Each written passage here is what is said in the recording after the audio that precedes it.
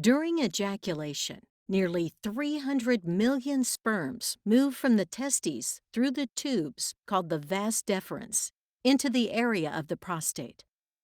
At this point, the prostate contracts, closing off the opening between the bladder and the urethra, releasing fluid into the urethra and pushing semen on through.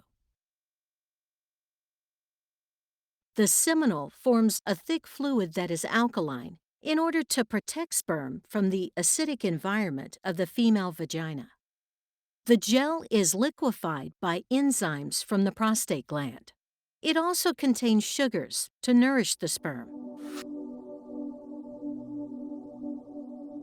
The seminal plasma is left in the vagina.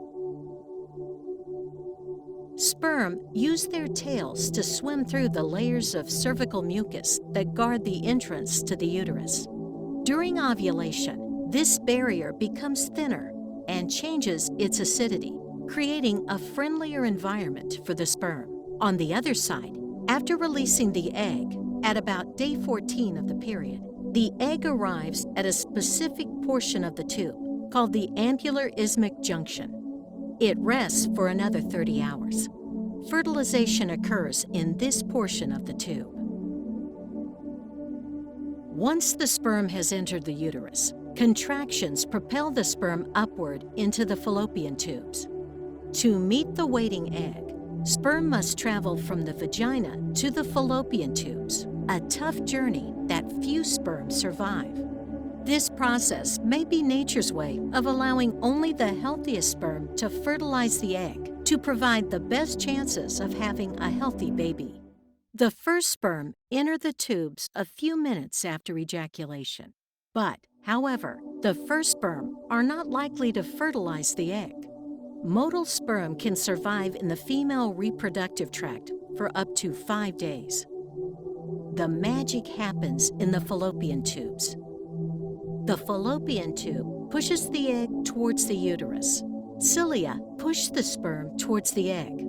Also, the surrounding cells of the egg produce a chemical that attracts sperm.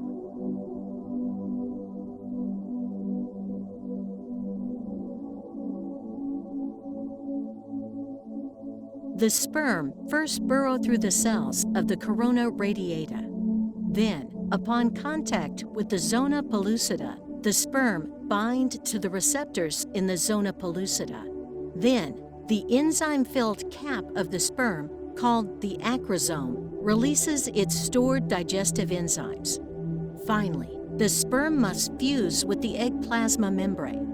This event causes the egg membrane to change and prevent other sperm from attaching to it.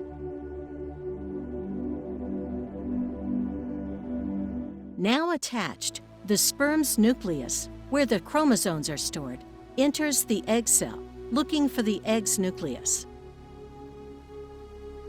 Egg combines genetic material with the sperm to create a full set of chromosomal DNA with 23 pairs of chromosomes that contain a unique copy of half the genes of the parent source.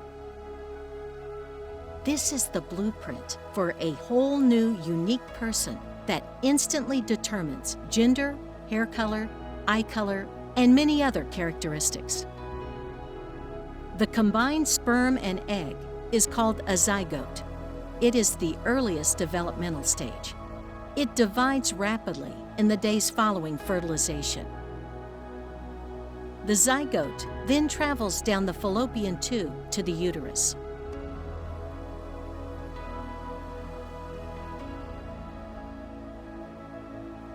After fertilization, the zygote continues to divide and morph into a blastocyst ball of 16 cells, approximately 5 to 6 days after fertilization. It is smaller than the tip of a ballpoint pen.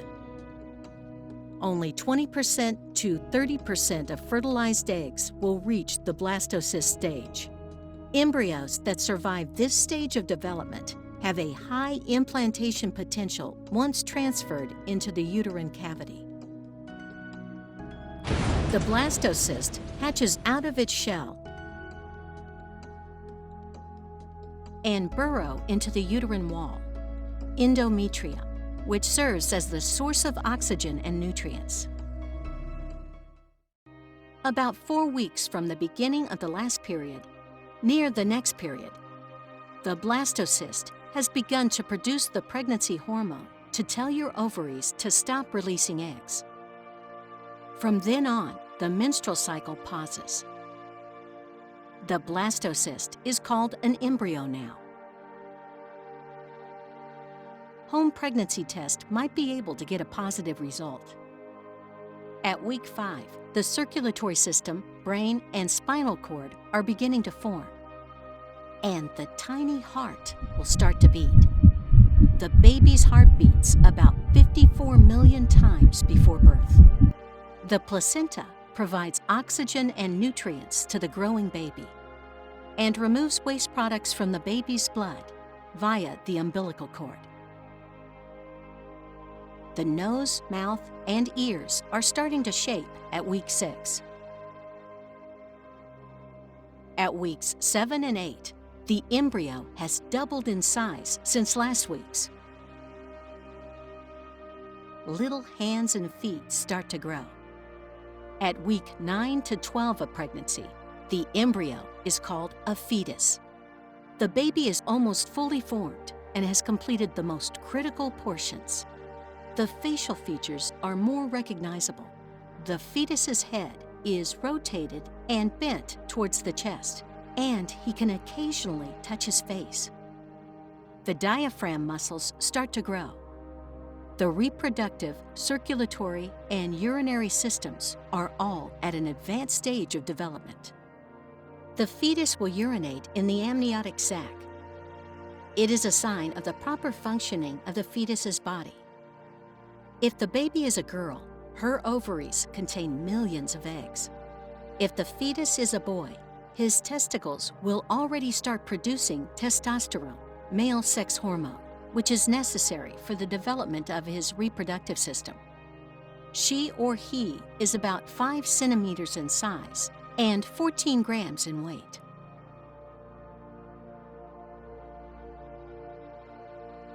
She or he is growing and maturing until ready to birth.